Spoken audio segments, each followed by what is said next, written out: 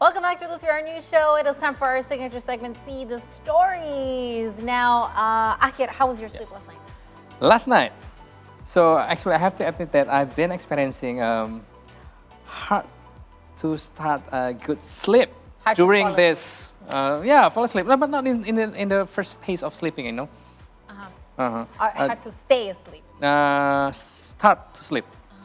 Start to sleep. Okay. Like I have in my plan, I would like to sleep at 8 p.m. because I need to, in my opinion, I need to sleep during 7 or 8 hours. But it turns beside my kitten always bite my leg. I have a kitten that always running around me. And then the second one, because of that, I've been trying to sleep earlier, but I had no success so far. So earlier you cannot. Yeah. During the usual time, it's harder to fall asleep. Yeah. And you're always distracted. Something's always distracting you from falling asleep. Now, it's really interesting because there are certain challenges that comes with Ramadan as well because we have to get up earlier, right? Yeah. So to get in, do we need to sleep earlier? Or what do we do to get enough sleep during the day? Now, fortunately, we have the expert here who can help us with this question because we are going to talk about mastering sleep routines during Ramadan with sleep physician Dr. Andreas Prasadja. Good evening, doctor. Welcome back. Welcome back. Last time it was us today Yes. also What a coincidence. talking about sleep apnea. Now Yes. it's still about sleep, but Ramadan sleeping patterns, right? So just going to the topic because according to you, this is actually a very light topic. So I want to know how light it is, but how easy is it to actually fall asleep during Ramadan? Because we know that we have we have to wake up earlier, and does it mess up our rhythm? So actually it's like a jet lag, right? It's like a jet lag because you have to move your sleep schedule. And like jet lag, actually if you have to move your sleep schedule, it takes one day to adjust 1 hour of sleep. So the first week is the hardest. Okay, the first week is the hardest because you want to sleep earlier, but you cannot. So it's normal actually, yeah? It's what I've been actually experiencing. it's normal. So actually it's normal, but the problem is people they don't prepare, right? The sleep patterns before. Yeah, actually you have to prepare, move your sleep schedule like half an hour earlier every night, something like that.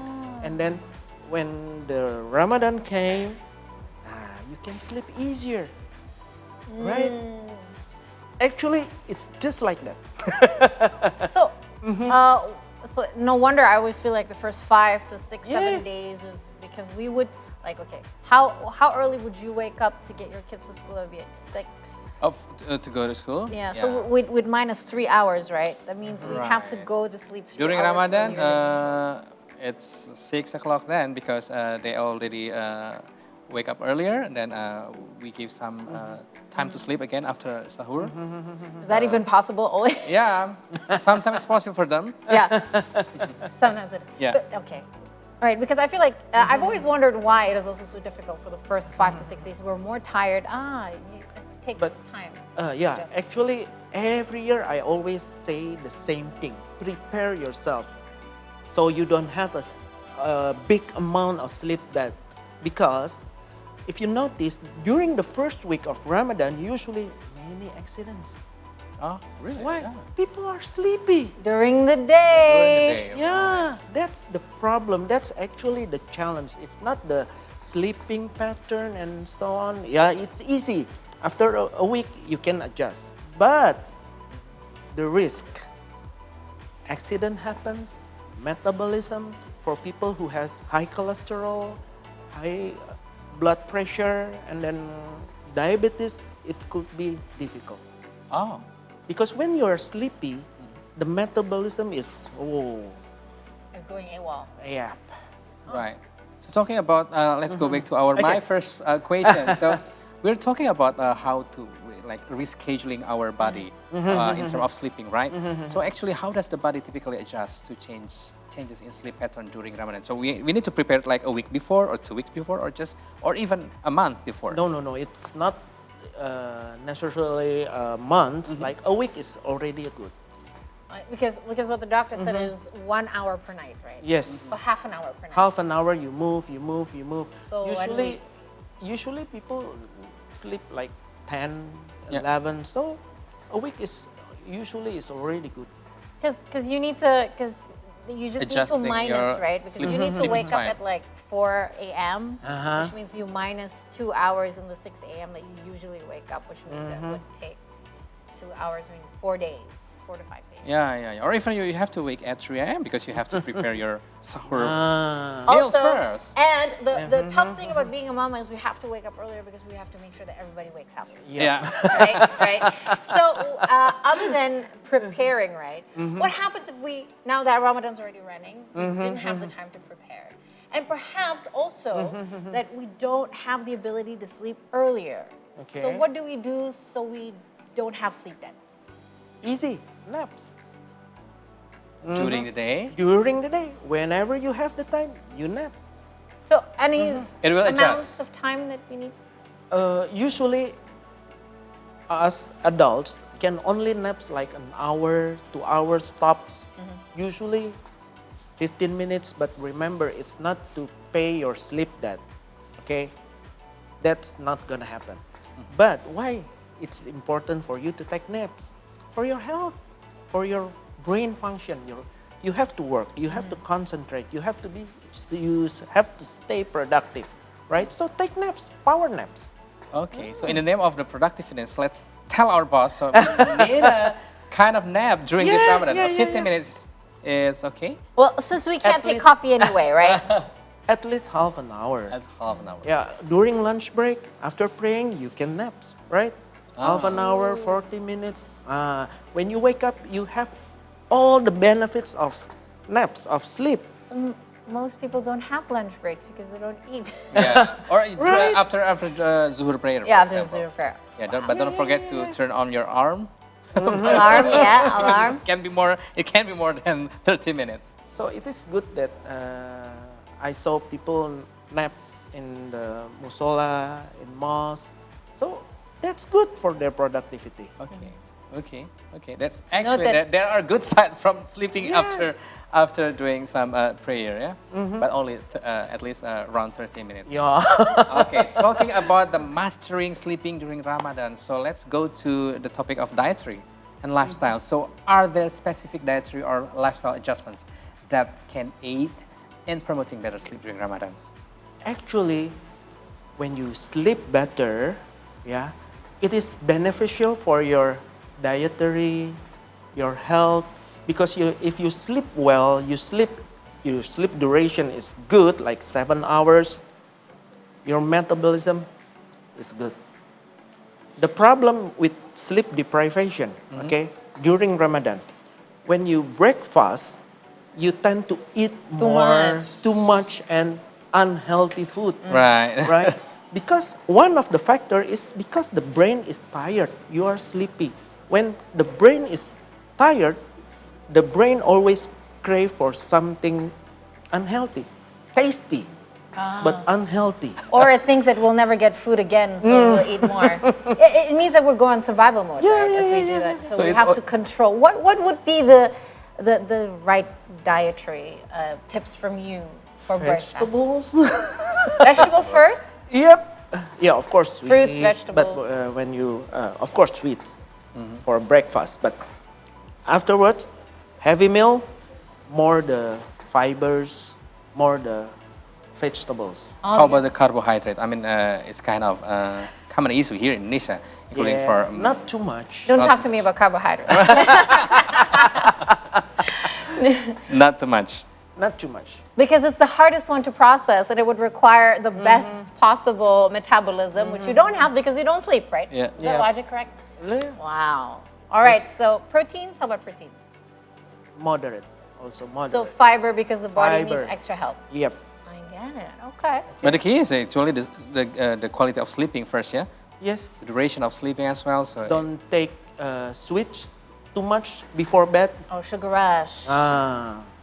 Otherwise, especially kids, will have a hard time to sleep. I was just going to ask, do you have any tips on falling asleep? Close Other your than- eyes. And it's tried. I've tried during this 3 days of Ramadan, but not easy to fall asleep then. No, because your brain will go other places.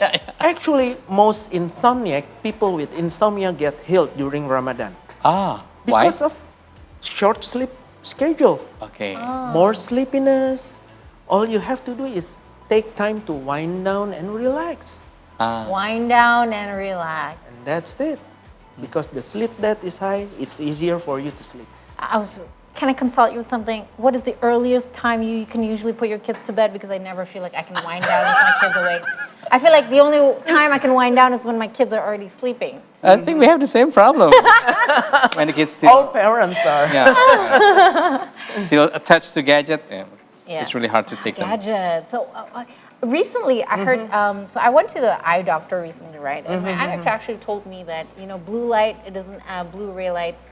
It doesn't actually do anything for your retinas in terms of eye health, but it actually messes up your circadian rhythm. Yes, Can you talk to us about that? Because we're exposed to blue light from screens and everything, right? Exactly. Would it be good to invest during Ramadan specifically so it's easier for you to fall asleep in course. Blu-ray glasses? No, you don't need that. Every gadget now has a blue light screen.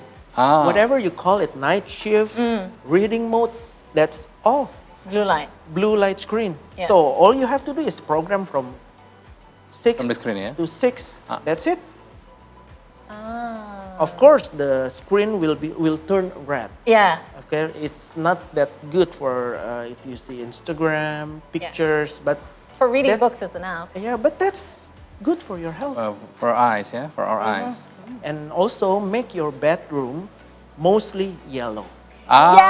Yellow. Yes, I had to. A fight sleeping with- light, mostly in yellow mode. I had to fight with my husband to get yellow light because he thought that it's best to get white so we will wake up. But no, it's very hard to fall asleep, when it's white. So I was right. For shift worker is good. Shift worker. Shift worker. He Right. is a shift worker, but not at home though. No, not at home. Okay, let's go to our next question. So, talking about what role does physical activity play in promoting better sleep quality during Ramadan? Should we still do our physical activity during Ramadan, or which one is better time? Closest AM or to PM? Okay, Yeah. physical activity, what we suggest for sleep is more physical activity in terms of more walking, taking stairs, that's it. If you want to exercise, choose the ones that recreational. recreational. Makes you happy. Yes. Oh. So it will help you sleep. Because if you heart pace, your adrenaline will go up. And it is harder for you to sleep. So no high intensity training at night. No. So is it because of the adrenaline that we have to get it calmed down first Yeah. before we be able to? Yes, exactly. You can't fall asleep with your heartbeat racing. And usually it lasts like 1 to 2 hours after a high intensity training. Exactly. So if we were those work out at the PM, let's just say we're the type of people who cannot work out in the morning because of fasting. How much time would you give post workout until we fall asleep? Like 2 hours at least. 2 hours. At least. At least, Best, At least, best 3 hours. Okay. Oh, it's calculating. hard. It's hard to find time. So before 6 not a- p.m. It's not a bad idea. fall So you asleep break at nine. fast. So you break fast, and then you do your maghrib, and then you work out. And by that time, it's already Isha, and then you do tarawih, and then you eat again. And then you sleep. And then you Not it again. I mean, you But the sleep problem- at 10. if you too full, you cannot sleep. It's That's not also- comfortable. Yeah, also. But you know what? We'll have more questions, and stay tuned on See the Stories because Dr. Andreas will stay with us right here and right here on the Sierra News Show.